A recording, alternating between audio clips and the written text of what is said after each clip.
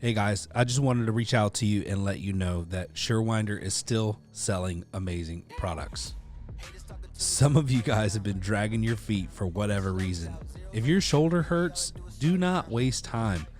Pull the trigger.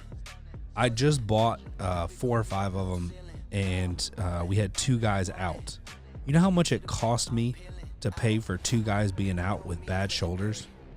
We just pulled the trigger and we said, listen, everybody's going to have one on a truck. It's mandatory. You got to use it. Don't hesitate. Don't wait till your guys go down. It's going to cost you more. Buy a Surewinder. What's up, guys? Ryan here with Torsion Talk Podcast. And today I'm going to be down a player. I don't know. I used to do this podcast alone and it was fine. And then Tamara came in and she's not with me today, so it feels a little awkward, but good for her. I think she's off in New Mexico enjoying some time, and she doesn't get to take a lot of vacation, so she's off doing that. And in the meantime, she even sent me a notification that we just got a new member for GDU, so she still looks like she's still working, but she's not supposed to. But I got a great guest for you guys today. One that I think is going to be valuable in learning about this story, but also learn a little bit about business and the product they sell.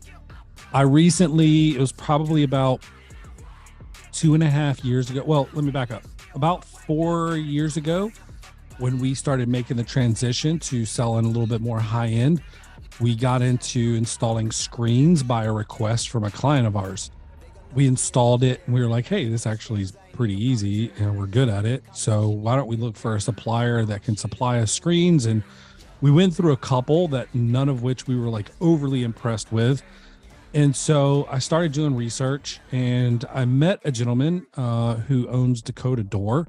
It's also a client of such and such media. And he was like, I was asking him about, Phantom screens because he had them on his website, and he just went on and on and on. And I was like, all right, well, I'm going to research them. And I did. And I was so impressed with their image, their brand, just how they, you could tell they were different. And we were tired of working with middlemen, which a lot of these screen companies are middlemen to a manufacturer or, being supplied through China or whatever. And so we just wanted some stability. We wanted a company that was going to back up their product, provide great customer service. So I was calling on these guys for, I don't know, over a year and trying to get in to be a distributor or a dealer. But this was during COVID, I think, when I started this, and the local distributor was having a hard time with COVID. Like, he had just lost 2 of his family members and then he got COVID and it was really bad for him. Anyway, long story short, some things opened up in the territory, and my buddy Bruce, who I had talked to a couple times, had reached out and was like, hey, how do you feel about coming on as a distributor? And I was like, are you joking right now? I've only been chasing you for 2 years. So yes, I'm interested. It didn't line up. I had just made a commitment within the last 30 days that I wasn't going to start anything new that wasn't already planned and in place. So I told him, I was like, look, this isn't something we're going to do right now. We got other things in play and we're going to move forward with those things. I already made a commitment to myself. We're going to do this. And so he was like, well, just hear me out. So he started pitching the idea and talking to me about some of the things, and he needed somebody kind of now. And so I talked to Josh, and we decided that it was good enough for us to postpone some of our other things, move up. It was a great opportunity. And so that company is Phantom Screens. And today I'm proud to announce that I have Esther, I believe you're CEO and president. Is that correct? Is your proper title? Of Phantom Screens, and they're out of Canada, where everyone's nice and drinks beer. So that's a plus. Kyle Hart, a little shout out to my boy. He's the first person to get me to go to Canada. I was in Vancouver to go see him 5 years ago, and it was to record my first episode, but the audio didn't turn out great, so I don't think we ever released that. So Esther, that was a lot, but I wanted to get everybody caught up on how we're here because we just launched our distributor for Phantom Screens here in the Atlanta market. And I got to tell you, I I I'm an optimist at heart, but anything like this where it seems too good to be true, I'm a little bit of a pessimist because everyone likes to overpromise and underdeliver. So I told Josh, I said, look, we're not going to hire anybody yet. Like, let's just see if what they're saying is legit because that's quite a bit of volume that they're talking about. And I don't really think they can deliver. Boy, have you guys delivered. We're regretting not hiring somebody beforehand and having them trained up. Best Um, news ever. yeah. So my staff is like, holy cow, are we still selling garage doors or are we just gonna do screens now? But the cool thing about it is the screens we're pulling up into 3, 4, 5, $6 million houses, which is our clients strictly for screens. And we have the opportunity to talk to them about garage doors and vice versa. You know, when we're going to these big houses, you know, we can now sell screens. And when you're looking at it, you know, our average door job is around 10, 11 grand right now. And then if you do screens on the back porch and pool house and all that stuff, that could be another 10 or $20,000. Easy. So, and the product is great. Your support is great. So I'm a big fan. So I wanted to bring Esther on, tell a little bit about the story. And I think it's a cool story, how they got started. So Esther, you want to tell us a little bit about Phantom Screens and how you guys got started? Sure, would love to. But first of all, I got to say publicly welcome to the Phantom family. Yeah, thank you. Yeah, how did we get started? Well, we just celebrated last summer our 30th anniversary of being in business. And believe it or not, when we started, we knew nothing about screens at all. In fact, all 5 partners at the time, we were in the pizza business. So that's kind of a fun twist. We had 2 of us were employees working for a family of a dad and 2 sons who had started a pizza franchise here in Western Canada. And they were, at the time, they were the largest. They remain the largest in Western Canada. And it was called, well, it is now called Panago Pizza. I was their director of finance at the young age of 27, and one of our other partners was the director of operations for them.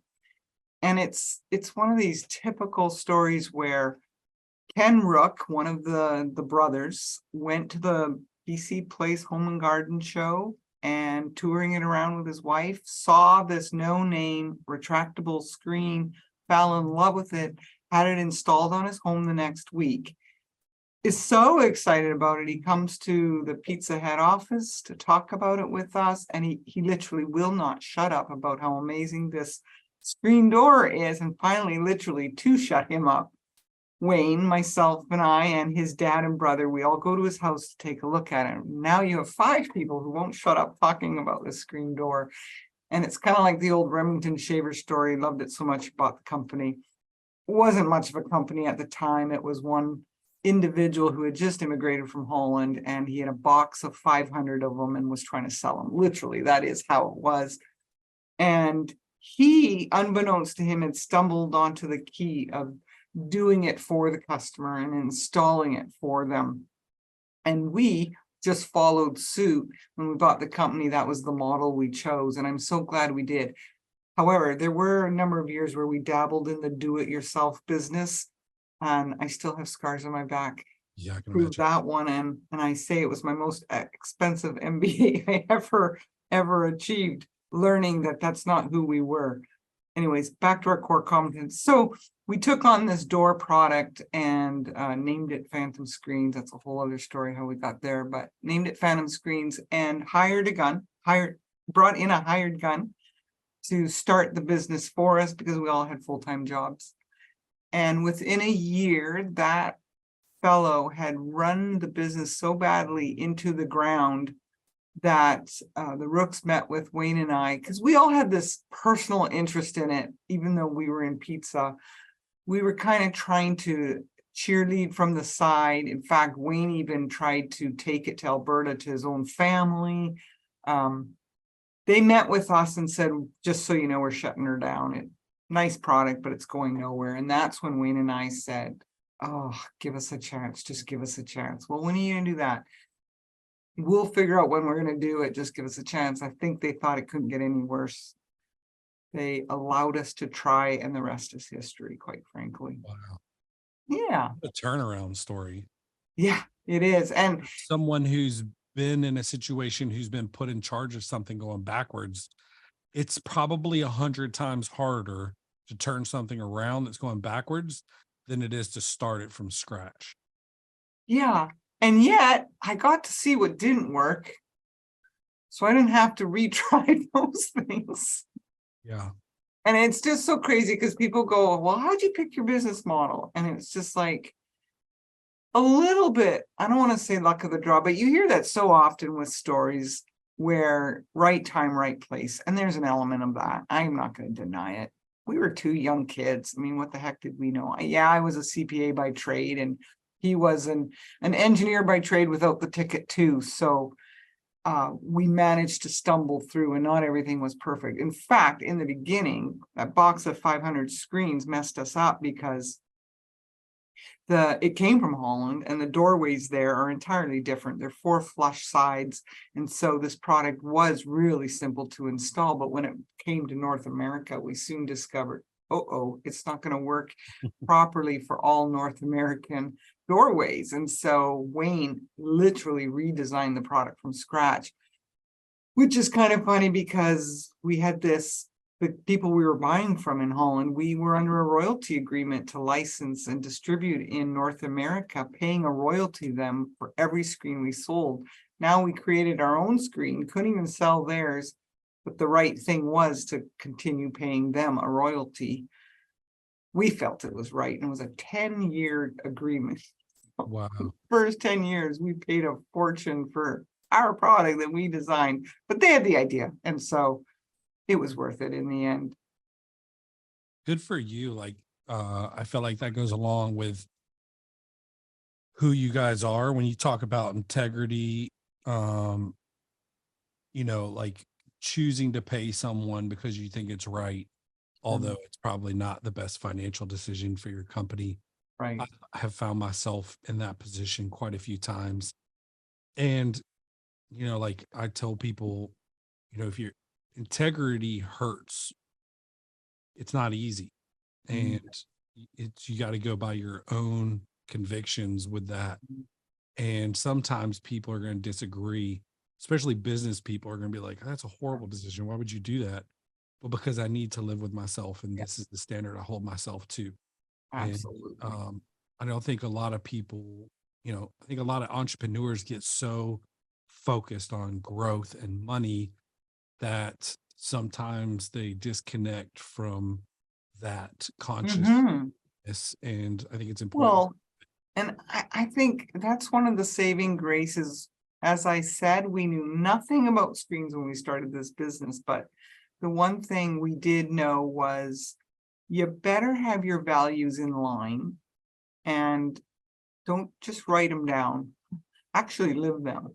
Yeah. And as you've now known, because you've gone through our orientation, the top one is to speak the truth, and second one is to serve others. So between those two values, doing the right thing is pretty guarded, right? Like, yeah, someone's going to hold us accountable if we don't, and that's good. Yeah. I also was kind of shocked, like, I don't share my faith a lot. I talk about it some on here, but mostly stick with business. But even one of your core values is God. Yeah. Our faith is that God underpins it all. We have this, we say, our threefold purpose, which supports our 4 corporate values. And as you already know, but I'll say for folks listening so they know what I'm talking about, we say the number one thing has to be that whatever we do has to honor God in all we do. All us shareholders at that time, I have, by the way, since bought Wayne out in 2005, but and I'm the only active shareholder now. We all share a Christian worldview, so that made it really easy to have values that were all biblically based, quite frankly. But we knew we had to package them in a palatable way for the general public, because obviously we wanted to be respectful of other walks of faith or no faiths or whatever it might Yep. be. So honoring God was number one, and then making a difference in people's life, enhancing lives. And thirdly was to pay it forward. And we wrapped that threefold purpose up into make life better. And then support it by our 4 values: to So speak truth, serve each other, pursue excellence, and practice stewardship.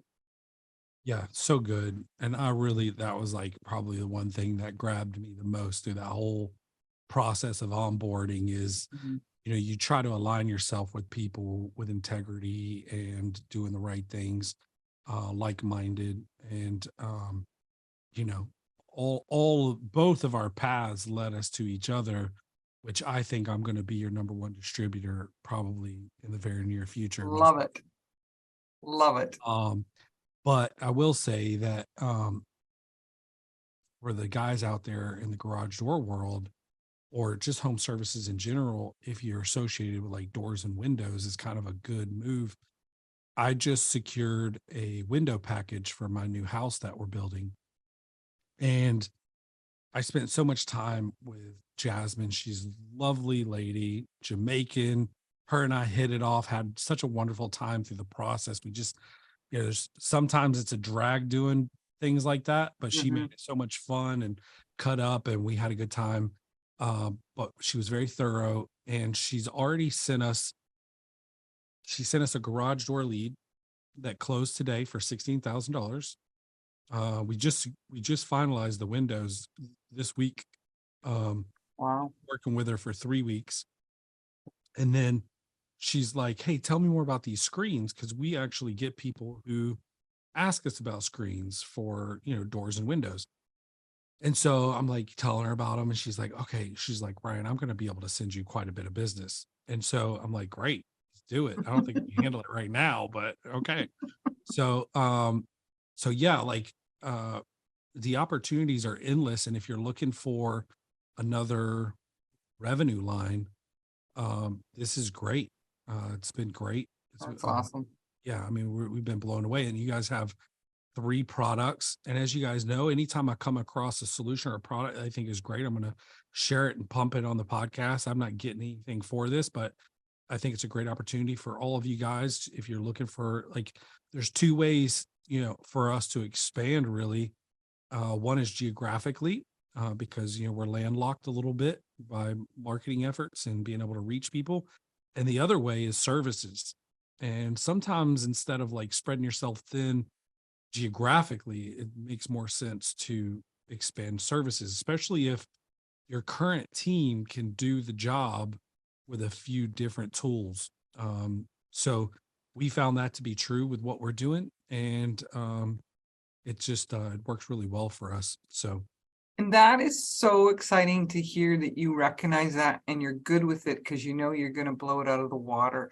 We have had many past partners, network partners that think territory is the answer, and the bigger the better. And we've proven over and over by having people with a more focused territory and penetrate it deeply, always wins.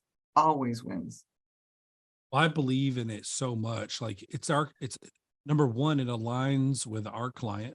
Like your brand, like we probably need to update our brand a little bit to probably look as good, but we're working on that. And then our brand, like our clients, the clients that our brand attracts is the same. We're pulling in the same driveway. It's just how Yeah. they got to us is slightly different. They got to us through phantom screens and not air and overhead doors. So Right.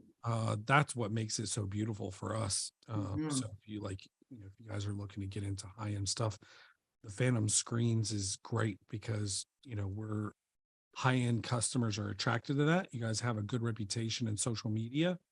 You, Higher margin for you. yeah, higher margin than garage doors. I can tell you that. We're playing with those right now. We're fairly new at this, so we're kind of playing around with it, seeing where we need to land. But it's been really, really, really good so far. And I think we've already sold, like, if I'm not mistaken, like 3 motorized jobs. and we just got like a green light for, if I'm not mistaken, like 20 or $30,000 more. And we've only been on with you guys since February 1st, but it took us a little while to get a few things squared away on our end. So it's been good. Like that's definitely revenue welcomed. Yeah. Getting And those customers. the lead generation program that we're again investing in, well, we do all 12 months of the year, but it starts to get really heavy soon. Really should start generating some more leads for you too, which will be excellent. Nice. And that's something that like we have in our industry a couple manufacturers that do some direct to consumer marketing. And naturally, if you do direct to consumer marketing, your product historically will be a little bit more expensive just because you got to bake in the expense of the marketing the brand, and kind of have that forced.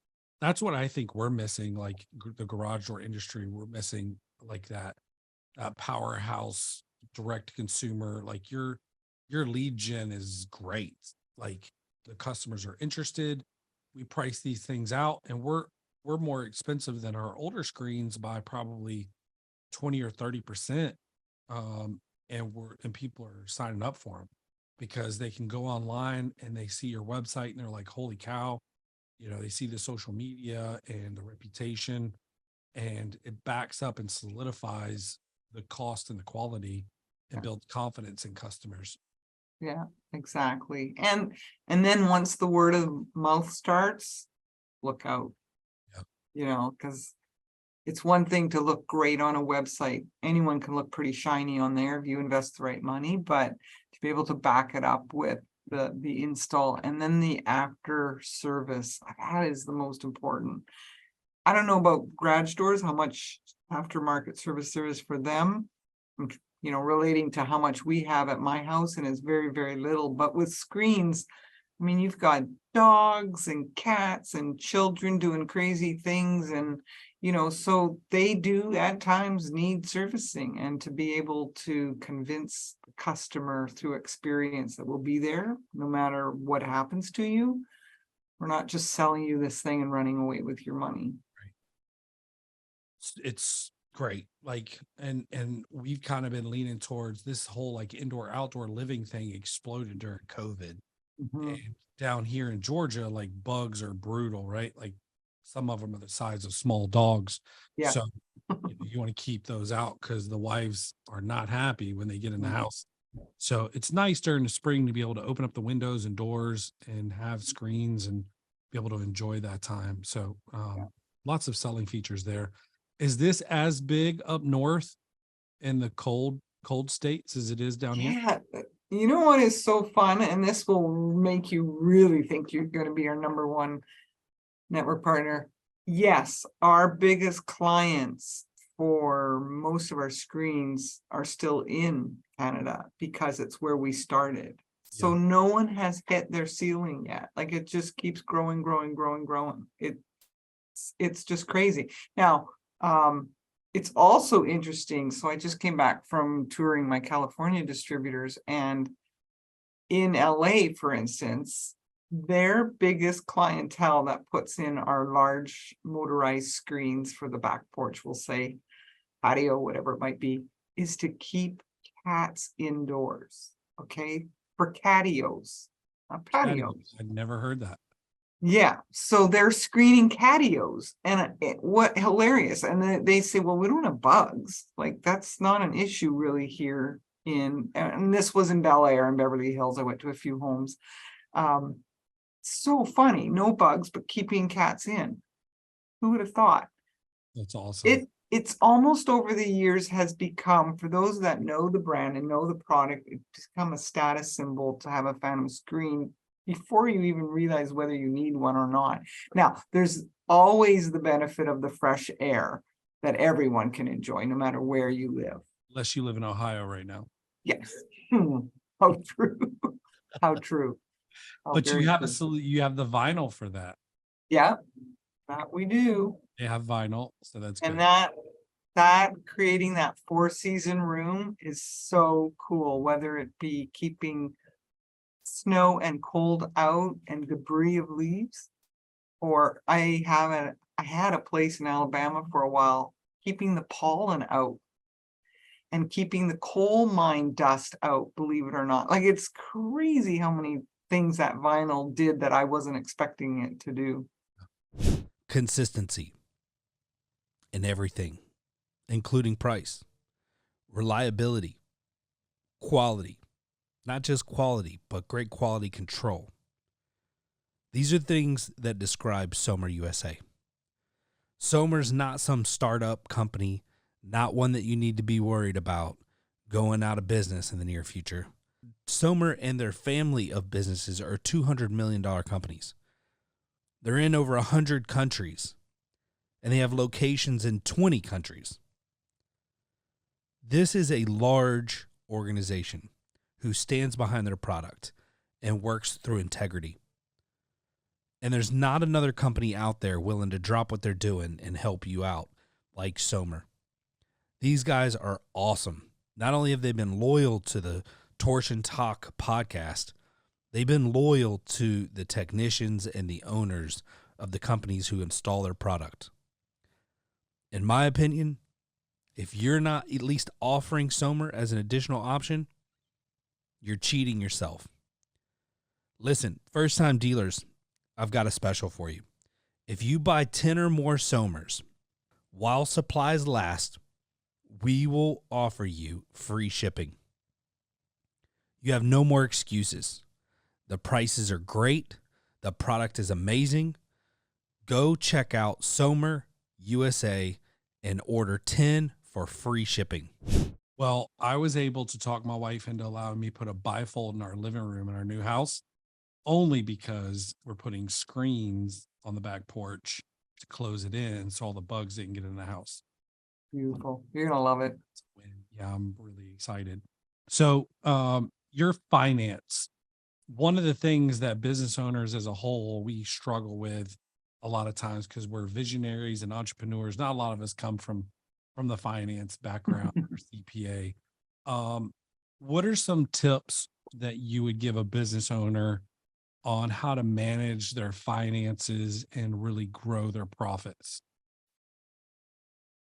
Loaded question. I mean, I think a lot of it has to do with personality. And so when you are coming up the finance stream, I'm going to generalize. So if there's any other CPAs out there that disagree with me, don't hurt me. It doesn't But matter. generally, we are conservative risk takers. Yeah. So we don't build it and they will come. Right. We first get the sales, prove the demand, and then a little bit reactively build it to meet capacity. And so that drives some people crazy, but I'll tell you, it sure manages your money well, because you never, yeah. You just described me to a T in every business I've ever started. I got a check in the chair of my dentist office. I had a marketing agency when I was Right. like late 20s? Anyway, and I got a check for a website from my dentist while I was sitting in his chair to build him a website, and I didn't even know how yet. But I told him that I was launching a marketing agency.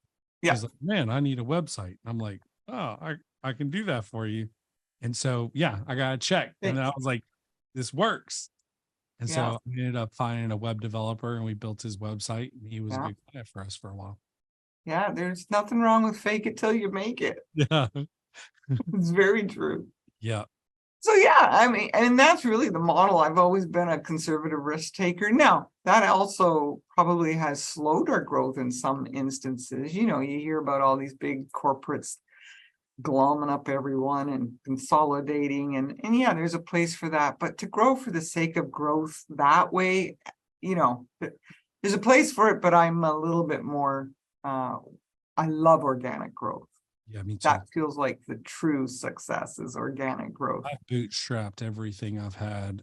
And although it's a little bit harder, it's 10 times more rewarding. But it is fun though. Like, I will be honest, I've been part of software, and software, they get a lot of acquisitions.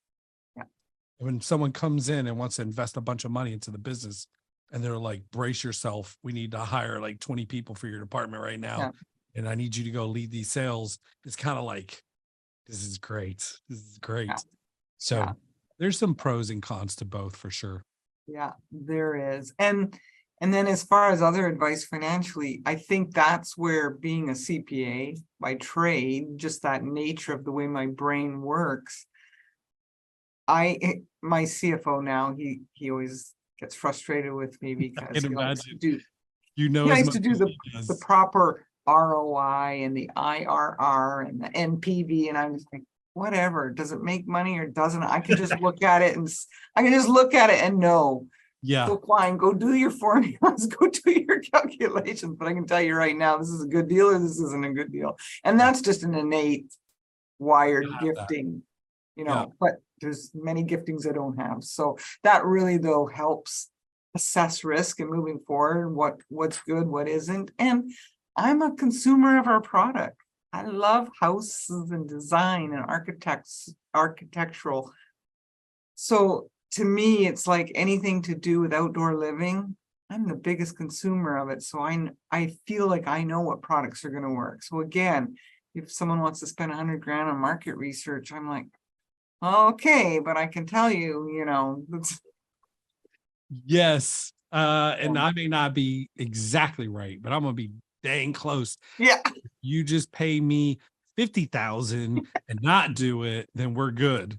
exactly. Yeah. I remember the big fight we had with my then executive team when we bought the motorized business later on in 2000, and it was out of Florida.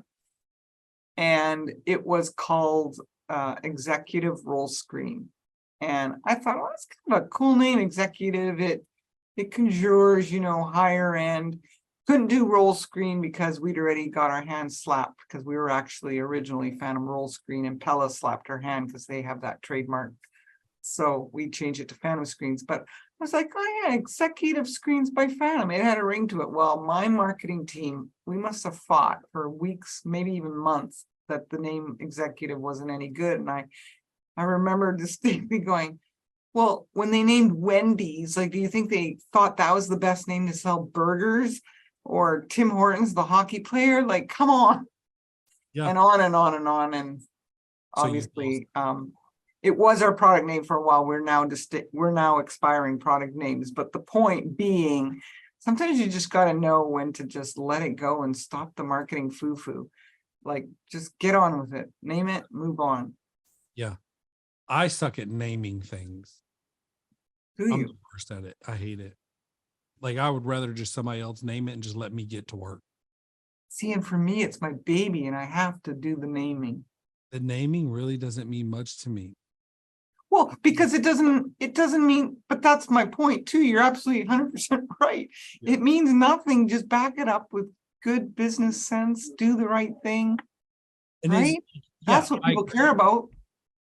I think that I could start 10 businesses and they could all be in different industries, some that I don't even know any about.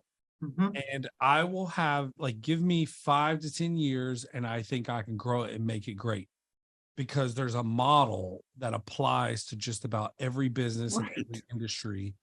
And it revolves around treating employees like great and having a great product and making a great experience and doing what you say you're going to do when you say you're going to do it. Exactly. And if you just do those things, you're better than 90% of the other companies out there. Yeah. And naturally, the good stuff floats to the top and work gets out, and then you're good. But an added dose of hard work and ethic. Yep. You're in. It's over. That's all you need. People are trying to buy the books, 10 Secrets to Growing Your Business, and you don't need that. Like, we just broke it down for them. Yeah. Hard work, systems and processes to create a great experience for employees and customers. I mean, values-based leadership, I always say. Yeah. Yeah. Simple. Stop the podcast. Next. Right now. That's enough. Yeah, that's enough for we need to hit that was easy button. Yeah. So Phantom Screens has 3 primary products. You want to break those down? Sure. We start with breaking. I'll go one step up. We have indoor comfort, what we call indoor comfort and outdoor comfort. And so under indoor comfort is our door and window screens, all retractable. That's what we do. And then outdoor comfort is our motorized product. Now, beneath those, so the door has what we call our, I'd almost say our small, medium, large versions of the door. And then motorized, we have captured edge, so insect protection, and then also running free on a cable guided for more of a shading product. Yeah. And then also the fabrics within those products can be everything from full insect mesh, which was on your traditional grandma's screen door, to full blackout, creating theater rooms. And That's everything shading, more about solar that. protection in between. Tell me about the full theater room. Like it blacks out the room. You are such a guy. That just, you mentioned the word Squirrel. man cave theater room. We just have to show the remote to that product and Yeah. people get excited. Men get excited. Well, often people don't have the luxury of creating a windowless room with a beautiful, theater seating and what have you. And so we say, well, take your typical family room and install the size of TV you want. And with our screens, with the blackout material, we will create a theater room for you that will have no exterior glare coming in. I And feel like you dangled that knowing that I was going to get distracted with it. well, you're don't know. building a home, so Yeah. So yeah. And the beauty is you can double up those to be shading during the day because you can put dual rollers in and have two fabrics. So it's perfect. I like that. And you put the shading on the outside of the house, not on the inside, because you don't want the heat coming in first. That's what we got to turn North America over to. Europe's got it figured out. They put shading protection on the outside of the structures so that the heat never enters the home. And that way you can just totally reduce your AC bill, energy bill. And that's what we need to convince North America about. Yeah, I like it. Mhm. So your windows, this is a selfish question. My wife wants like motorized window shades. She's so bougie, y'all. Like we're both extra to like a whole nother level. She's like bougie times 100. So have you guys thought about doing motorized screens on windows? Oh, you know what? We sure have, even very recently. There's a real fine line between the blind and shade interior business place compared to the exterior one. And we constantly get lured into the interior world, but we keep reminding ourselves, it's the outdoor comfort world that truly is where we are experts, because you've got Hunter Douglas, you've got Springs Window Fashions, or probably should use their brands, Graber, Bally. They all do it really, really well. Yeah. Extremely well. And that's not who we're competing with. So when your wife wants those motorized screens, sure, if it's motorized for insect protection only and shading on the outside, but not on the inside, because now you're getting into that fabric aesthetics, designer shades, because I doubt she, wants just a solid look. She probably wants either a honeycomb or a shutter look, or she's going to want something bougie, as you said. Bougie, for sure, 100%. And most likely the most expensive option on the market. I don't know how you guys do it. I don't know if you're like this, but my wife can go into a store and pick out one thing. And I guarantee you, we can take it up to the front and they'll be like, oh, this is the most expensive thing we have in the store. It's like, a gift. It's a gift. And she calls it, I can see quality. And I'm like, sure, babe. I like her already, and I haven't even met her. If that's what you want to call it, that's fine. Yeah, you see quality and you pick it out, want to buy it. I have the same gift. Yeah, that's great. That's it. So women have the gift of being able to see past the fake and see the quality in products. Yeah. I like and pass the price tag. it. Yeah, exactly. Because The you price get tag. what you pay for. What difference does it make? It's high quality and Yeah. we can use it. Yeah. Like it. So when Esther's talking about door screens, she's not talking about garage door screens. She's talking about entry door screens for the most part, sliding windows, sliding door screens, stuff like that. Let me ask you, Esther, is there a product or an opportunity to implement something like that on a garage opening that's 16 or 18 foot wide? Okay, so funny story. The company I bought in Florida, they started because they screened garages because everyone in Florida wanted to have an outdoor room that the man could be in and do his thing. And so that's totally what our screens were built. The motorized screens were originally built for exactly that, either your 8x9 garage door or double garage door. Well, now they've grown to past 16 feet and now we can go up to 40 feet and, well, quite frankly, infinity and beyond. But so, yeah, totally. That's awesome. So when we're talking placement of these, we're kind of limited to a degree because we can't go inside mount. Right. Because inside mount, we got all the track and everything in the way. You can go jam mount, but if you go jam mount like inside the jam, it does lower the opening a little bit. So your housing, with any screen company, it's the same thing. But you can go front mount if you wanted to, and screen that in that way.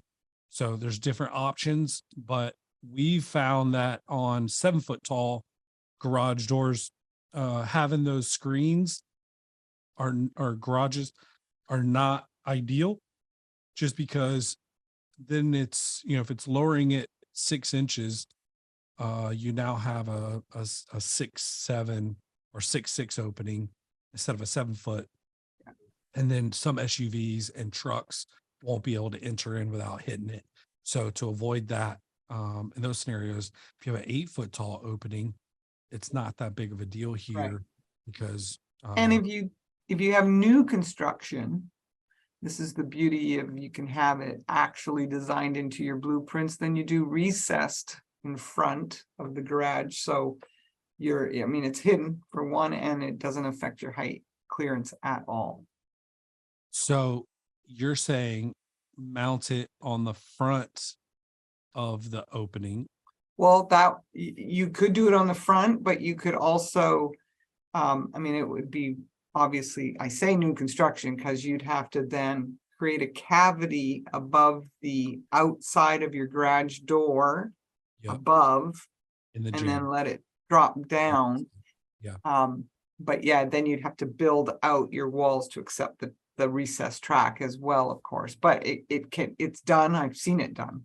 Yeah. I think if there's a way, which I don't know if there is or not, but it would be really cool if it could be installed like that.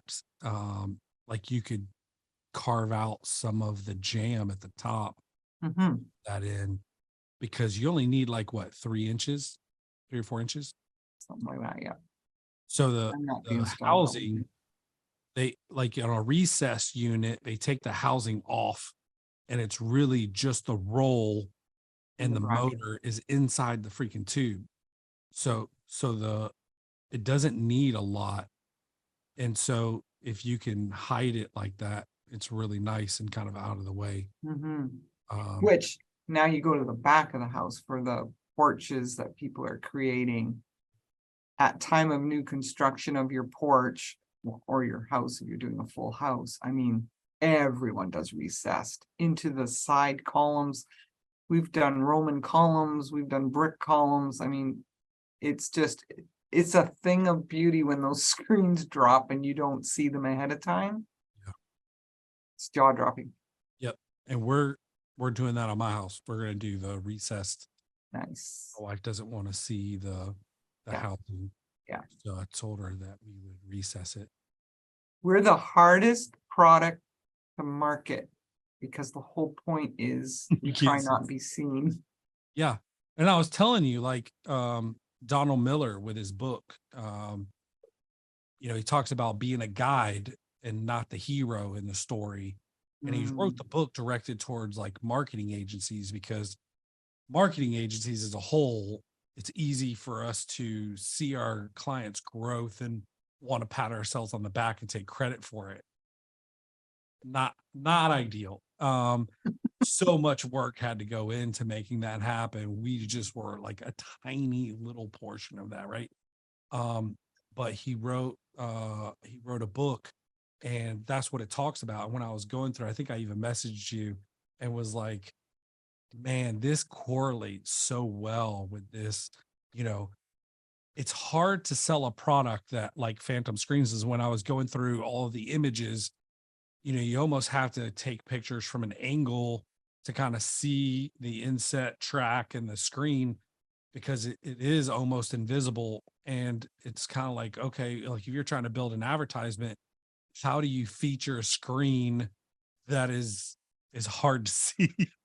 So I think that the best compliment you can give is, let me give you this indoor outdoor experience without creating an ugly or negative impact on your curb appeal, Right. anything else. Because necessarily, like, screens aren't necessarily like an attractive thing, but you guys have managed to just be able to hide the housing and the track and make it Phantom. Yeah. No, that's the thing. I often will say, okay, let's be really honest. It's a bunch of aluminum, some plastic, and some screws. There's nothing sexy about the product. Yeah. What's sexy is the value, the from factory to fresh air install, that and everything in between that's seamless to give you the best consumer experience ever. Like, that's the sexy part. Yeah. And you guys are sending some people down this month to do training, not just for us, but you guys invited a bunch of dealers from the area and distributors to come in and do like a 3-day training here. So Thank you for that, by the way. yeah, we got the perfect setup, and That's we're awesome. not using all the space. So I think it's going to be great. So we appreciate that. Yeah, no, it's gonna be really good, and we really appreciate you allowing us to do that. Some of our network partners don't have that kind of extra space to be able to, so it's great. Yeah. And it's, I'll just be honest with you, it's right behind my marketing agency. The warehouse is in the same building. So if one of these guys are interested in marketing, I might be able to get them some help on that. Perfect. Yeah. Anyway, so there's a lot of benefit. First of all, thank you for taking the time. I know you're running a big company that's super successful, and for you to take almost an hour out of your time to meet with me is very special, and I appreciate that. Second of all, if we do have people who are listening to this and they're like, man, this sounds like a great opportunity, I want to be involved, what are the opportunities available, and how would you have them start that process? Sure. We pretty much have full coverage across North America with distributorships. I will say there are about 7 vacant territories, though. So depending where your listeners are from, they might even be interested in following in your footsteps. So that you could go on our website, phantomscreens.com, and check that out. Or if you're interested in the product, to contact any one of our distributors, no matter where you are.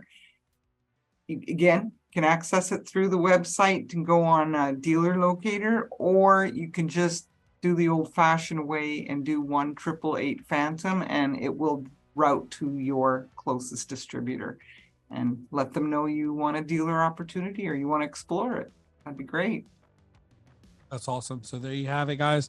I can tell you firsthand, like, we have been so pumped about it. If you become a distributor, which there's only 7 markets left available, there was like a whole onboarding process. They sent us a little kit. Communication's been great. The support's been great. It's a lot, so just be prepared. It's a lot of work to get everything set up, but the amount of effort that they put into it is also a lot of work. So it's not just one way, like probably feel a lot with some of our suppliers. So I encourage you guys to just check this out. If you're currently using another screen, you're not happy with the performance of it, or maybe the support or whatever, check out, see if there's any distributors in your area that you might be able to hook up with and buy some screens from. And with that, Esther, you got any last words you'd like to say? Well, I feel like I need to expand on the 7 vacant territories. Quite frankly, we have been in business 30 years. Some of our distributors are been with us that long time. So there's always turnover. So I shouldn't say it's only that. If there's interest in distributorship opportunities, either for yourself, your son, your nephew, your wife, whatever, who knows who's selling at the moment. Yeah. So there's that. I just want to point that out. You do a lot of these for commercial application as well. Restaurants, pubs, breweries. So all clubs, a lot. Yep. So I think there's tons of opportunity on the commercial side. So if you guys are just commercial, don't discount this as well. So again, Esther, thank you so much for coming on. It's a pleasure. And I think we're trying to coordinate getting up there to see you here in the next few months. So I'm excited about that. And we'll get when that. The snow melts, come on up. Yes, right. Kind of what we're dragging our feet on. Yeah, right? fair enough. All right, guys. Thank you for staying along and listening to the podcast. If you're still with us, make sure you like us on Facebook, subscribe to our podcast.